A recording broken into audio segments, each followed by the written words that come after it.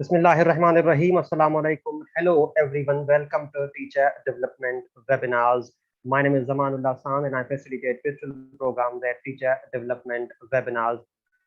Teacher Development Webinars is a social action project to support teachers and educators around the world with professional development opportunities. It is an initiative using the rise in online professional development to connect people from around the world with opportunities which they may not have had due to the old normal of face-to-face conferences.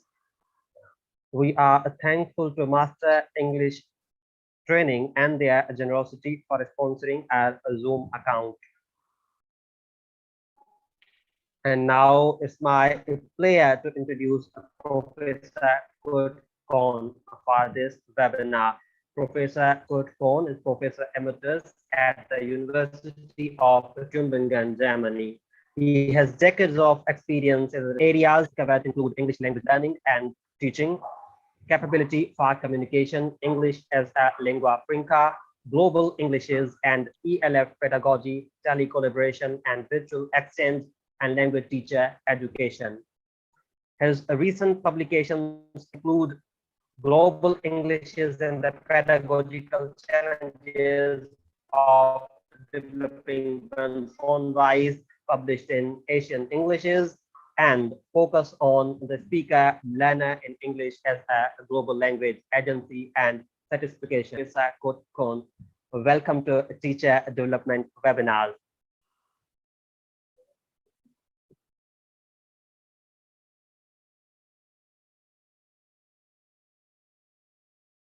Okay, thank you. Thank you very much, Amanullah, for your kind words, and in particular for the invitation. I feel greatly honored to be able to contribute to this impressively growing body of yes, Professor Kohn. Teacher development webinars. Can you hear me? Can you hear me? Yes, I can. You hear? Good to go. You hear me? Yes. Everything's okay? You see the screens? Yes, I can. Okay. Okay. So in my talk, I aim to show how we can open up the ELT TESOL classroom to meet the challenges of GELF competence development. These are my topics. I will start with a few words on the great divide between the two and the GELF awareness movement, insecurities and uncertainties in the field, my own awakening experience. Then I will continue talking about the wilderness of GELF communication and how speaker learners are able to cope with it. I will talk about my English and the English taught in the classroom, teaching for learning, which leads over to agency and emancipation, and then pedagogical lingua franca immersion and pedagogical mentoring. So first, the great divide between ELT and GELF communication and the GELF awareness movement. To get a better idea of what this is all about, we will look at a few voices from the field. First of all, from Global English's perspective, Rose, McKinley, and Galloway emphasized that the global spread of English and the changing social linguistic landscape call for a paradigm shift in TESOL curricula to address the mismatch between what is taught in the classroom and how English functions outside the classroom. So here we have this mismatch. They propose 6 principles of global Englishes for language teaching to bridge the gap. This includes, very briefly, increasing exposure to world Englishes, emphasizing respect for multilingualism, raising awareness of global Englishes, raising awareness of ELF strategies, emphasizing respect for diverse culture and identity, and very importantly, changing English teacher hiring practices to include non-native speaker teachers of English. From an English as a lingua franca perspective, Nikos Sifakis emphasizes the need to introduce ELF awareness and for teachers and students to raise their ELF awareness in order to bridge this gap. What ELF users know and how they interact should inform lesson plans, teacher training curricula, textbooks, policies, and assessment procedures in ways that will render the ELT experience richer and deeper, and most importantly, closer to a realistic experience of what has come to be global communication via English. So ELF awareness here includes 3 dimensions, actually: awareness of communication and communicative language use, awareness of its implications for instructional practice, and awareness of its implications for learning. Nikos Sifakis goes so far to say that ELF, English as a lingua franca, and we could add global Englishes, cannot be taught. Rather, ELF awareness, in his view, offers the capability and choice for teachers and students to decide the extent to which ELF and EFL, English as a foreign language, can be linked depending on the idiosyncrasies of each specific local context. So this opens up a wide field of what to do in this area, and most of my talk will actually address the issues involved here. More insights regarding, from an English as a lingua franca perspective, regarding ELF awareness can be found on the website of the Erasmus European project Enrich, coordinated by Nikos Sifakis, where you find an Enrich continuous professional development course and a handbook. Now, on the basis of insights from Global English's research and ELF research, and the suggestions for Global English's and ELF pedagogy made in the field, Iskowiak and Lowy propose to move, that it is necessary for teachers to move from teaching English as a foreign language to teaching English as a lingua franca, teaching ELF. So they argue that it is possible to teach ELF. Well, Nikos says, no, you cannot teach ELF. You need to raise awareness. So there's some uncertainty here. They argue that teaching ELF needs to focus on raising our students' awareness that conformity with native speaker norms is not always the most desirable goal. Certainly true, but is it always true? And exposing them to a wide range of language models to prepare them for the diversity of Englishes outside class. So, according to their view, the overall guideline for teachers and students seems to be obvious. Beware of ELT's standard English orientation. Be careful with it. Look instead at what speaker learners do in GE-ELF communication. Now, when you take Nicola Galloway's perspective, things sound a bit different and more cautious, more open at the same time. The purpose of ELF research, she argues, is not to establish a teachable model and to prescribe what should be taught in the ELT classroom. GELT, Global English as Language Teaching, simply requires that we consider the learner's context and their needs.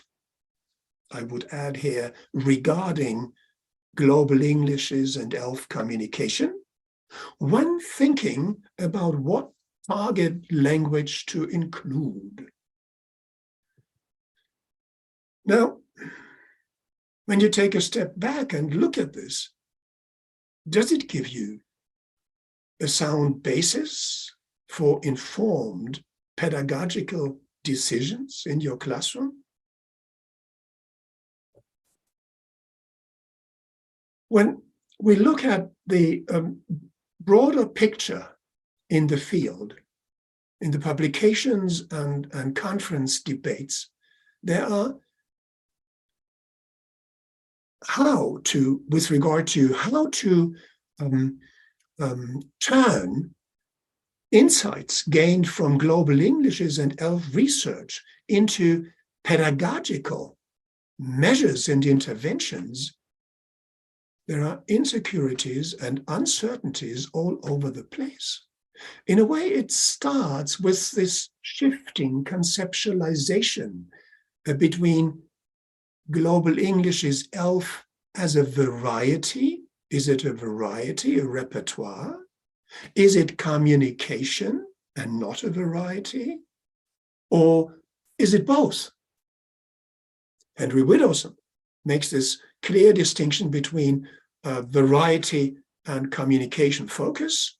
World Englishes, he argues, in the Kasruvian sense, deals with global Englishes varieties. ELF, English as a lingua franca, focuses on using English for communication purposes under ELF conditions. Now, Galloway and Rose propose their concept, global Englishes, as an umbrella term that captures the entire field, which includes varieties and communication, which is certainly valid to a certain extent, but at the same time, without further clarification, it is not clear what it means in terms of pedagogy. Because clearly, teaching GE-ELF as a variety, as a repertoire, is different from teaching GE-ELF as communication. So another point concerns native speakerism. Here, the discussion, the debate, the way I understand it, seems to waver between native speakerism as an ideology, which we need to reject, and native speakerism as a kind of knockout argument. Wherever a standard English orientation is mentioned, it's native speakerism. It cannot be that simple. There are two instructive and informative publications here by Fang on these issues of native speakerism, and Ngi in the special volume on ELF and native speakerism in ELT in the Yatzit ELF SIG journal. In Kiszkowiak and Lowe's book, readers might easily get the impression that native speakerism is everywhere where there is a standard English orientation, which is a bit puzzling because Lowe is a native speaker himself, and Kiszkowiak, well, his English is superb.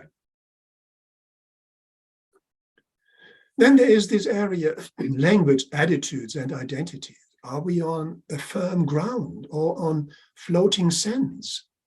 It all starts with this study by Hall and his colleagues on the pluralistic nature of English, where they found that teachers, depending on whether they look at grammar in the classroom or whether they look at communication, they seem to have different attitudes, different conceptualizations of English.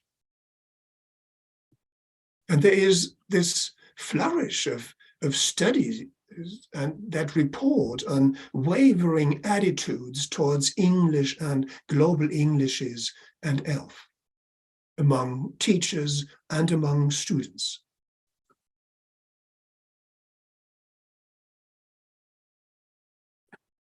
This is an interesting article by Kemalolu R. and Lowy.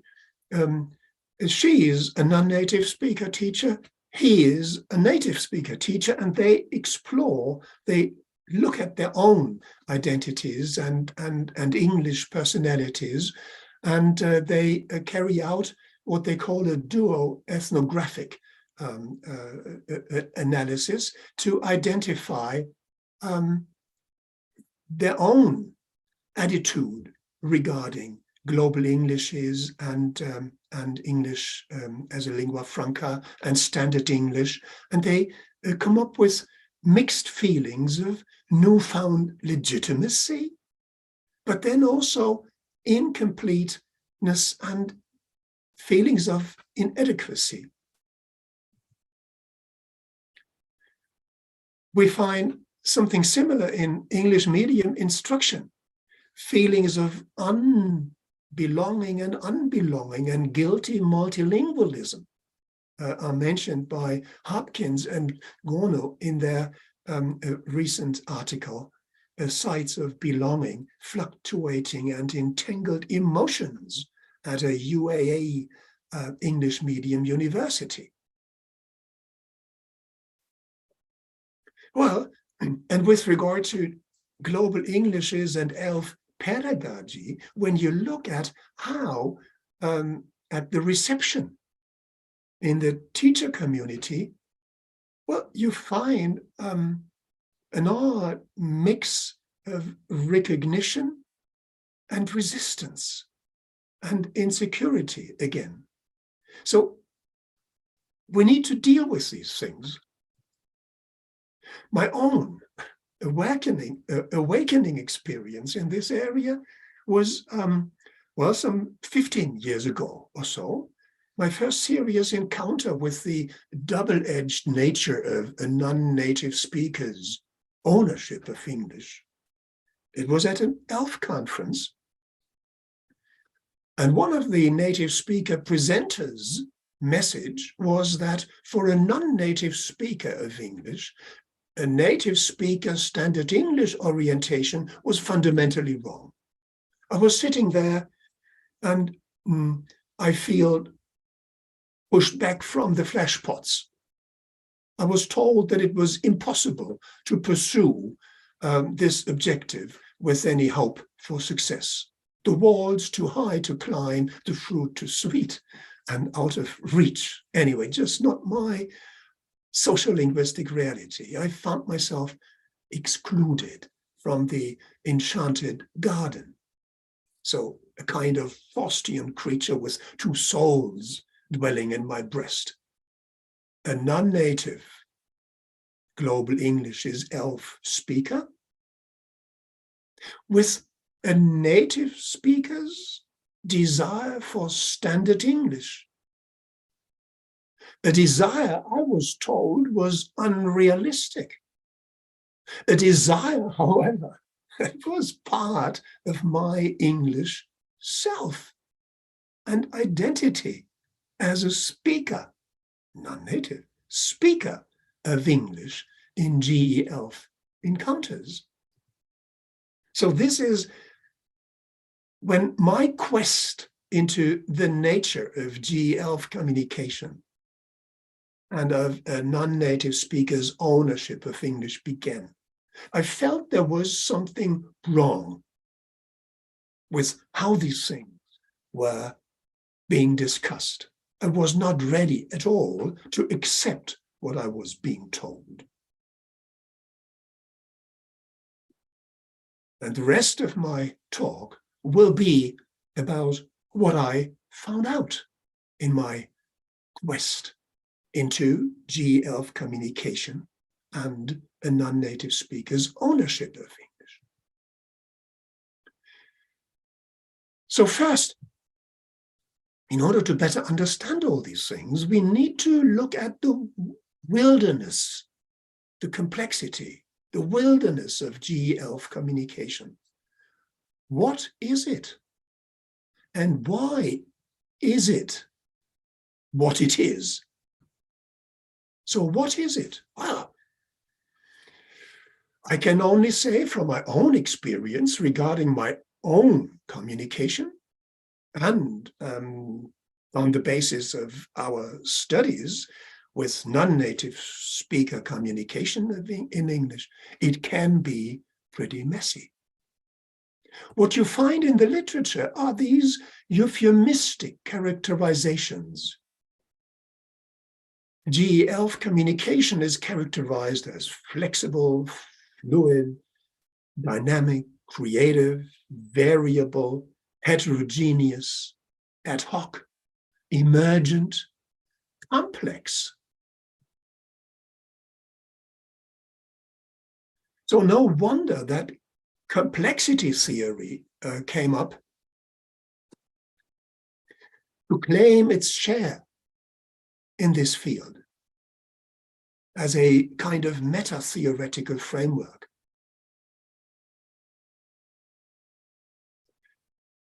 I myself, I'm not particularly convinced that complexity theory is helpful in our field to better understand GELF communication. It always reminds me of someone looking at a turbulent sea and trying to understand the turbulences by looking at surface phenomena without taking into account the impact of wind and rain and submerged rocks, the seabed, local currents, or the tides.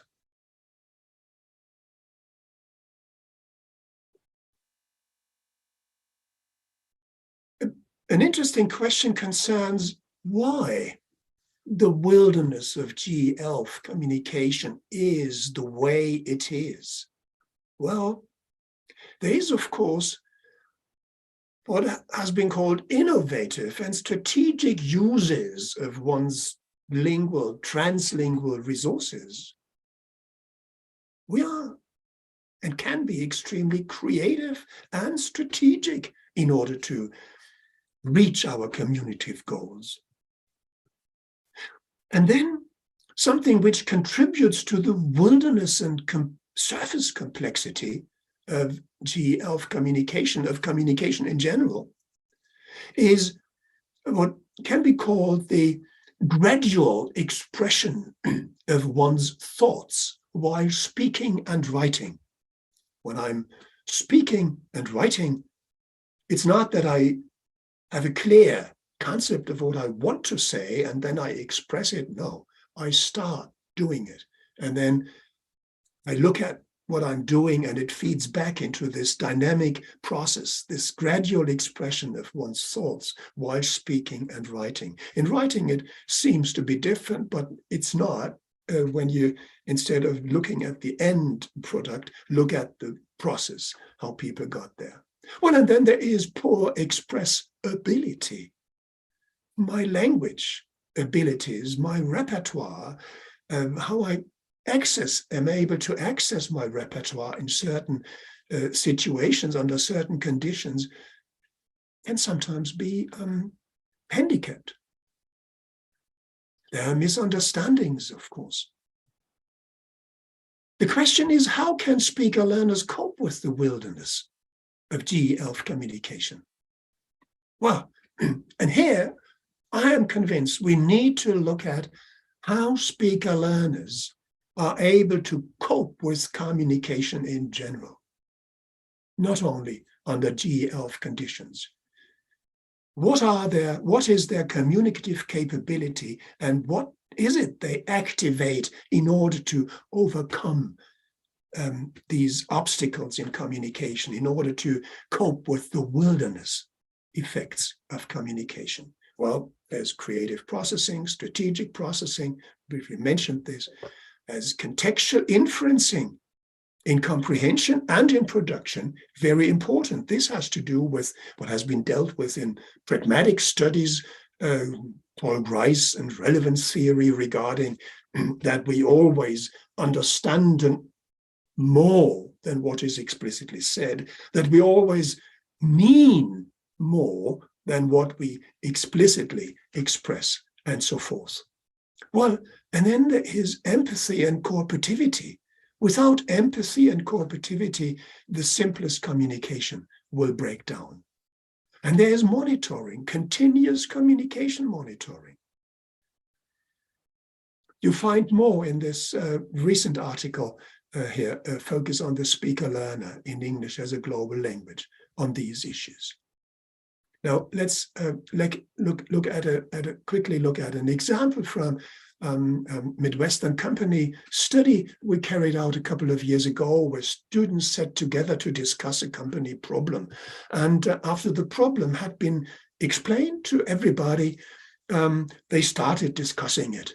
And one of the speakers, he said, "You all understand problem?" And then all the others said yes, or they nodded. Well, and then they continued discussing the problem. At the end of the discussion, we carried out retrospective interviews with each speaker. And it turned out that speaker A simply had not understood the problem. So what happened here was his performance in the discussion was poor and was affected by this. But what happened here? There's contextual inferencing. You all understand the problem. Well, yeah, which problem? Okay, the problem we have to discuss. That was pretty clear. But why does A want to know? Obviously, the other speakers understood it as speaker A wants to make sure that everyone understands the problem. So they said yes, and then they continued. The other possibility was, well, speaker A has not understood the problem and wants to have it explained. But this wasn't picked up. So empathetic cooperativity was weak. Communication monitoring was weak. And when you look at all this, a big question comes up. Well, creative processing, strategic processing, cooperativity, contextual inferencing, monitoring, all these things require orientation and guidance. And where does orientation and guidance come from? This is where I propose we need to focus on speaker learners' agency. So here we look at my English and the shaping forces. Where do learners come from? What do they invest in the learning? What are they exposed to? Materials, teacher-partner contributions. These are the more traditional forces that are usually taken into account. But then there is something, what I consider of key importance, namely the question of who do they want to be? That is, their personal requirements of communicative and communal success. So there are the usual suspects. Someone wants to express their own meaning intentions, be accurate and appropriate to a certain extent, being understood, understanding what is meant to a certain extent. Well, we have let it pass. Making creative use of one's translingual resources, expressing group participation, ensuring cooperativity and empathetic rapport, meeting external requirements that might be set by the communicative situation or as simply as learning objectives in the classroom. With these personal requirements of communicative and communal success, we get access to speaker learners' agency and potential for emancipation, access to their speaker satisfaction. And what is very important here is that these requirements of success are sensitive to the respective situation. Now, having talked about speaker learners' communicative capability and the various qualities they activate in order to communicate successfully under GELF conditions, we need to take a closer look at the language they use, the English they use. Is it some specific GELF, specific kind of English? No, obviously not. Zeidelhofer argues that any use of English among speakers of first languages for whom English is the communicative medium of choice and often the only option, any use of English can be found. So this, using Kashru's concepts, this can be a kind of English from the inner circle, a kind of native speaker English. It can be second language English from the outer circle, or a foreign language English from the expanding circle. And when you take yet another look and get closer to what is going on, and I ask you, well, what kind of English do you use? Well, in a way, the only answer you could give is, I use my English. I can only use my English. That is the English I have acquired. There's just no other way. So we need to take a closer look at how we acquire English or any other language. Now, with regard to the English that is taught in the classroom, against this background, we need to make an important distinction, which is very trivial, but it doesn't play a role in the debates. And that is the distinction between teaching and learning for comprehension and teaching and learning for production. Teaching and learning for comprehension clearly involves and requires exposure to a wide range of Englishes. Teaching and learning for production, my own production, is it exposure to a wide variety of Englishes? I would say no. Again, Zeidelhofer argues what really matters here with regard to the language taught for production is that it should engage the learner's reality and activate the learning process. This involves attention to global English's communication, but also attention to speaker learners' communicative capability and attention to the learning process itself. So my English, teaching English for production.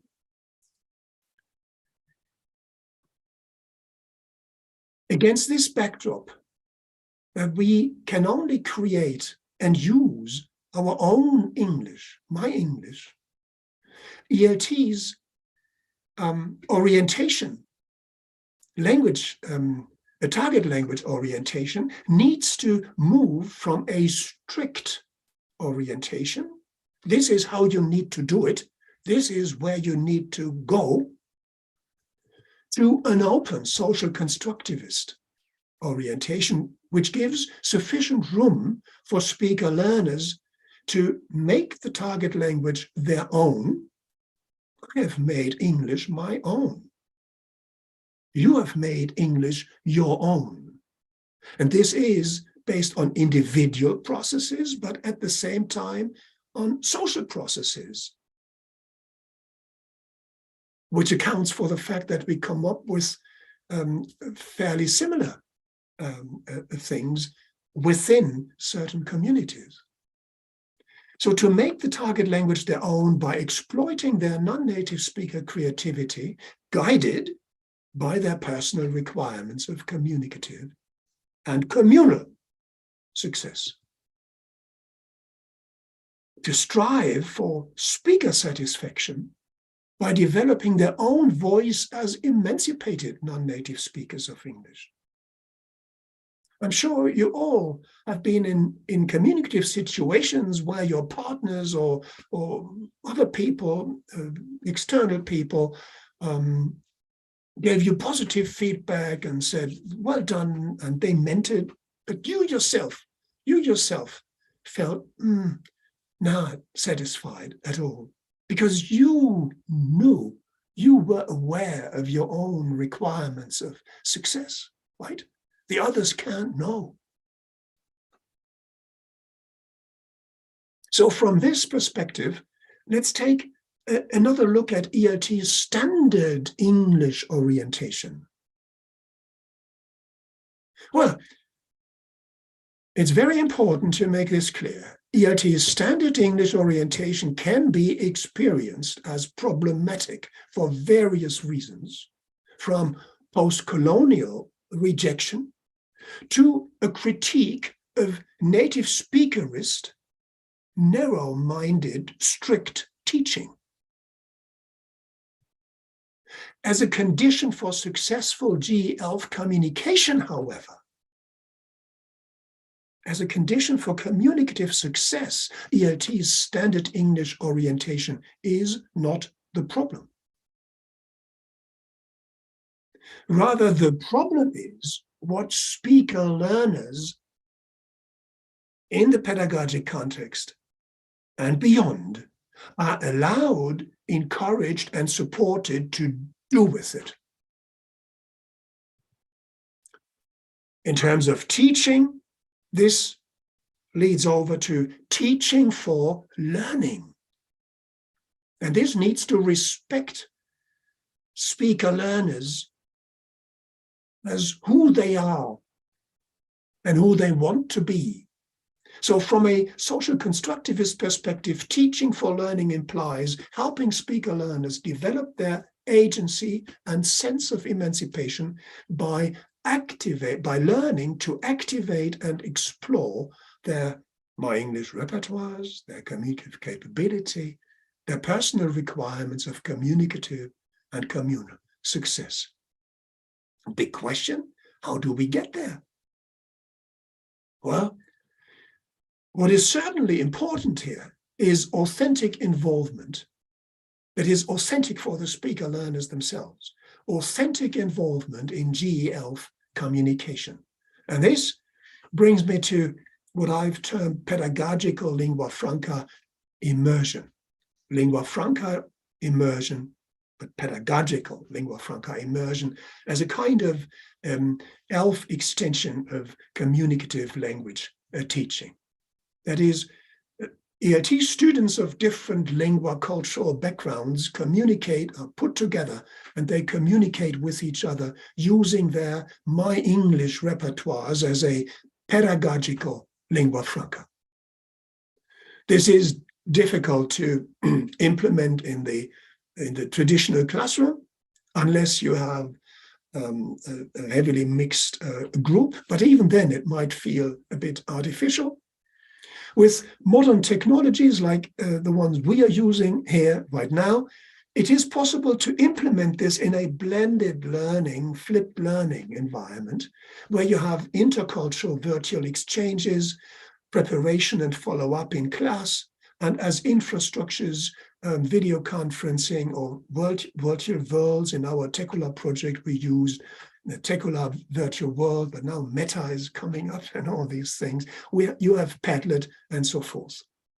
You have discussions. In our case, we had discussions in small groups and pairs, accessible topics, pedagogical TransLanguaging. And you see more on this on the website here. And I would also like to draw your attention to the eLife project, new European project, and the ivproject.org, which might provide you, if you are interested in, with a platform on which you could set up your own exchanges. So this is just an illustration of the various tools and environments that could be used very briefly regarding pedagogical benefits of the pedagogical lingua franca approach. Well, students are in the same boat.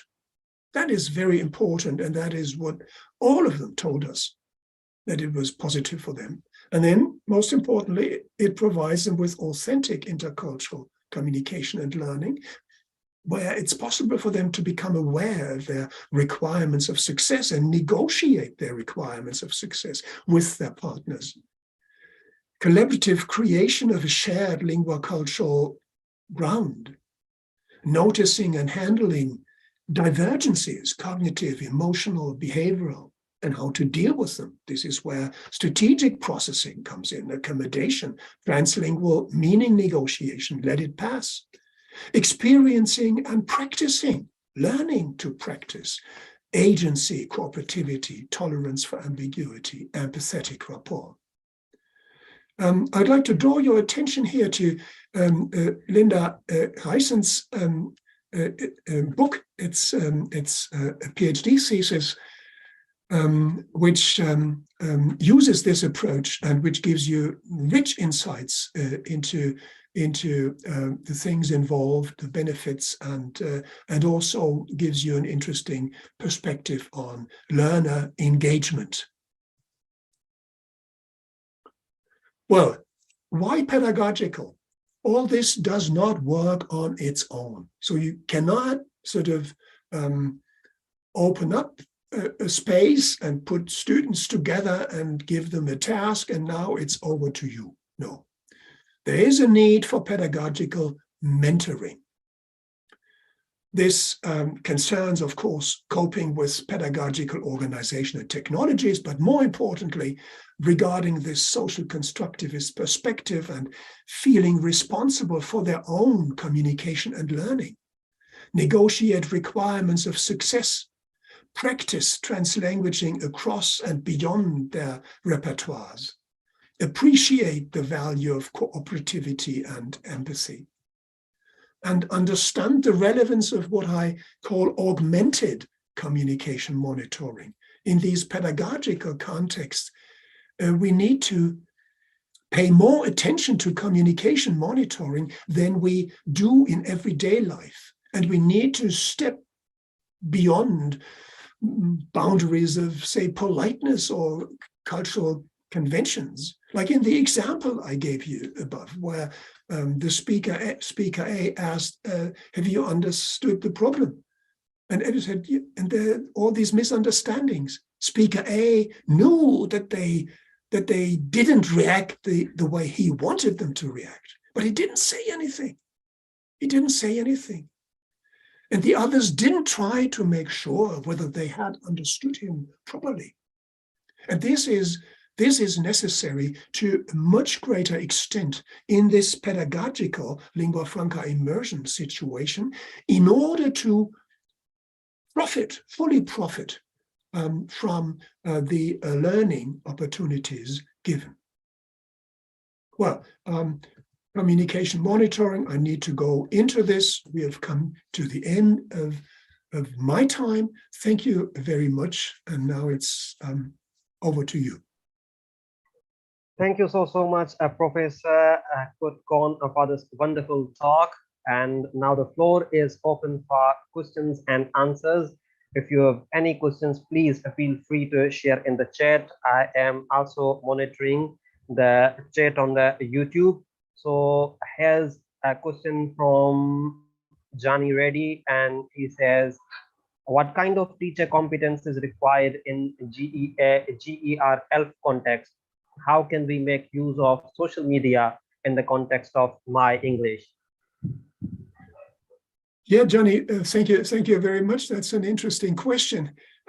Again, I would say it's mainly in terms of teacher competencies. A very important step is becoming aware of all this.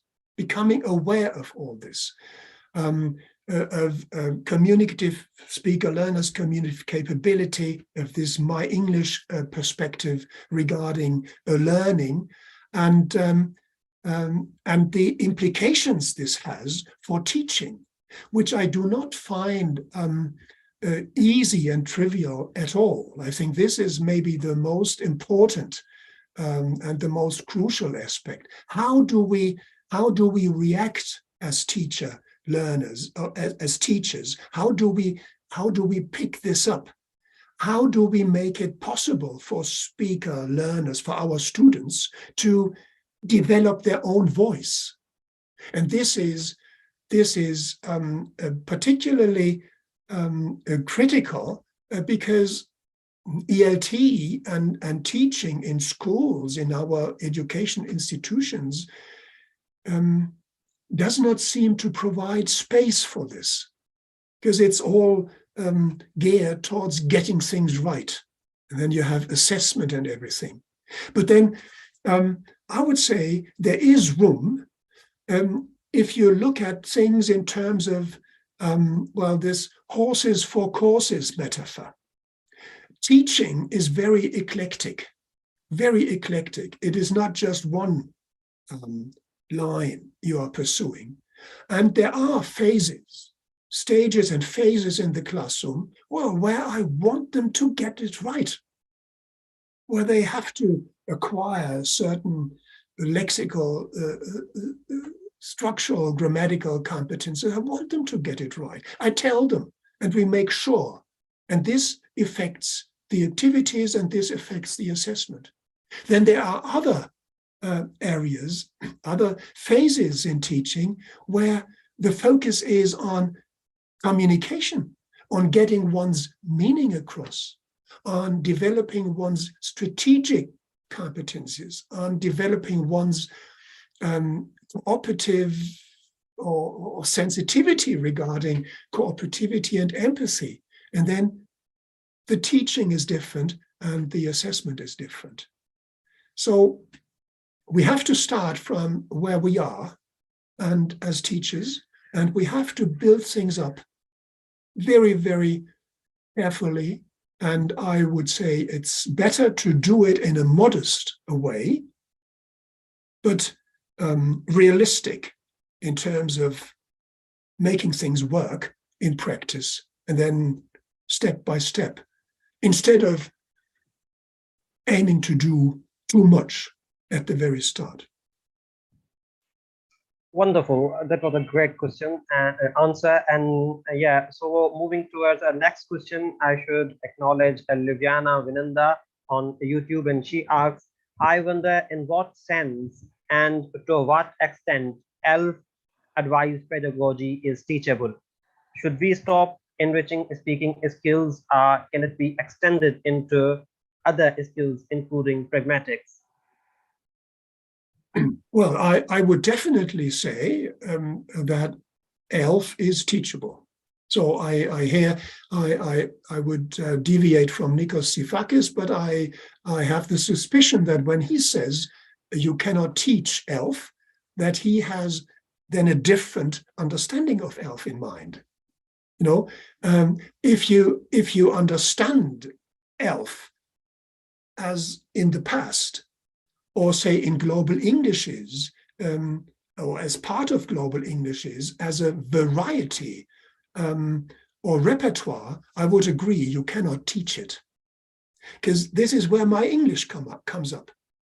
The English I am exposed to is input, and there are other forces, and all these forces taken together enable me to create my own version of English. This is my English. So if you reduce ELF to a repertoire, then I would agree you cannot teach it. But if you conceptualize ELF and global English's teaching as teaching for GE-ELF communication, teaching in order to enable speaker learners develop their competence and skills for communicating successfully under ELF global English's conditions, I would say, yes, you can teach it. And the ingredients are basically the ones I have mentioned here. And what is very important for me here is that it is not that we need to come up with something very different, something specific to GELF.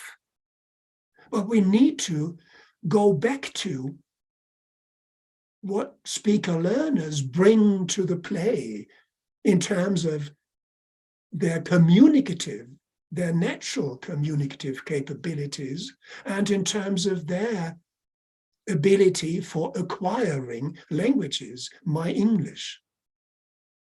So, and these areas, like, what is it communication is all about? What is it global English communication is all about? How do we acquire languages? All these issues are not really in the center of the debate, the current debate regarding GELF pedagogy. And I think this is where we have a gap, actually, which we need to fill. Wonderful. So yeah, our next question is from Arpita Acharya, and she asked that, could you explain some teaching approaches, that might be multilingual and helpful for multilingual learners? Well, it's certainly necessary here to bring in or take a look at TransLanguaging. And in particular at, when you look at TransLanguaging or look at the literature, there's massively evolving literature around TransLanguaging. I see two important strands, important for our discussion here. The one concerns TransLanguaging pedagogy as designed, conceptualized by Ofelia Garcia and her group. And the other concerns pedagogical TransLanguaging as designed and emphasized by Senos and Gorter. And the difference here is that in TransLanguaging pedagogy, the focus is on what Garcia and her colleagues call racialized bilinguals. That is, bilinguals who are disadvantaged because one of the language they naturally speak and one of they resort to in combination with English in their ordinary lives is not allowed in the classroom. And then they have a big disadvantage compared to other speakers. So this is why she says we need to focus on the speakers. We put them in the driving seat. And I fully agree. There's one point, however, I would like to make here, and that concerns what I called the speaker learners' requirements of communicative and communal success. This notion is missing in TransLanguaging pedagogy. So this question of where do they get guidance and orientation, and to involve speaker learners, these multilingual speaker learners with their multilingual identities, but to involve them with their personal requirements of success, which again might be very different between different speakers from the same community or from different communities, and it might differ regarding the situation. So I think it is very important in when we look at multilingual education that we try to incorporate this dimension of speaker learners' requirements of communicative and communal success. Perfect. And maybe this one last question from Naeem Akhtar, and yes, is this the world of global English? Are global Englishes? Well, I adopted or I used the term global Englishes like Galloway and Rose and many others. And I think it's more appropriate to speak of global Englishes instead of global English, like as Crystal many years ago, David Crystal. Global English might give you the idea that there is, well, English, and that is kind of spread and distributed around the world. Well, in a way, it spreads, but it's not distributed. It spreads, and spreading involves acquisition. And acquisition, as we have seen, involves, well, these my English processes, this individual and social creative construction processes.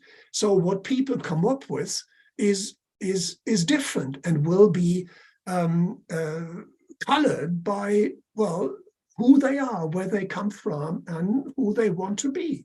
I mean, look at my English. You can certainly identify my English as well. This is sort of, maybe, I don't know, from your perspective, European, German, or something like this. And well, and I recognize yours, and when I hear Portuguese speakers, I will recognize it as far as I'm familiar with them, and so forth. So it's Englishes, definitely.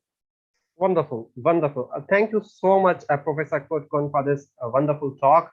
And in the end, any final message, final words, ending note? Well, I mean, it's just, I love to talk about these issues, as some of you will know already. So please, if you want to continue the discussions, please don't hesitate to get in touch, and either through Facebook or, yeah, that's it. So, I mean, these things will be on YouTube as well. And then I would love to continue the discussion with you. And thank you very much for your attention and for all your questions and your feedback. Thank you. Thank you so much, Professor Kohn, for this enlightening talk. We really appreciate your time and expertise. And thanks to all in attendance. And if you want a certificate for the session, you can email us at info.tdwebinars@gmail.com. For our future sessions, please sign up at www.tdwebinars.org. If you want to share your takeaways from this talk, please, don't hesitate to share and tag us on Twitter. We are available on Twitter with, at TD Webinars. We're available on all our social media channels, Facebook, YouTube. This recording will also be available on Teacher Development Webinars YouTube channel, so you can, share with your colleagues. And yeah, thank you very much. See you. Bye-bye. Thank you.